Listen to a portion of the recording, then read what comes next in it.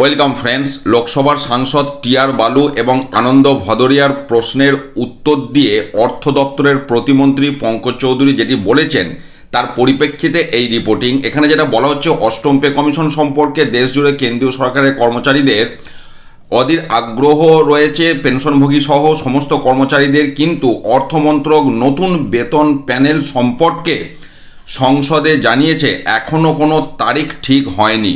অর্থমন্ত্রক অবশেষে অষ্টম পে কমিশনের বিলম্ব নিয়ে তাদের নীরবতা ভেঙে বলেছে যে সরকার কর্তৃক কমিশনের বিজ্ঞপ্তি প্রকাশের পর সদস্য এবং সভাপতির নিয়োগ চূড়ান্ত হবে।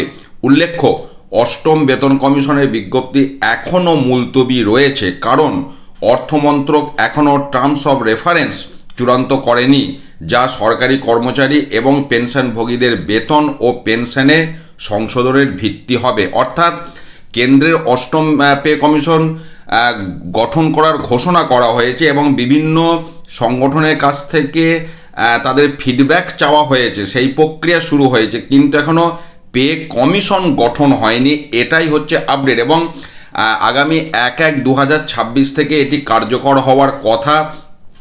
সেখানে জুলাই মাস চলছে।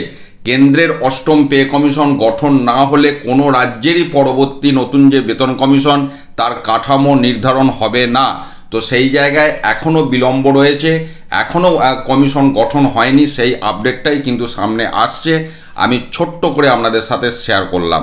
ভালো থাকুন, সুস্থ থাকুন, ধন্যবাদ।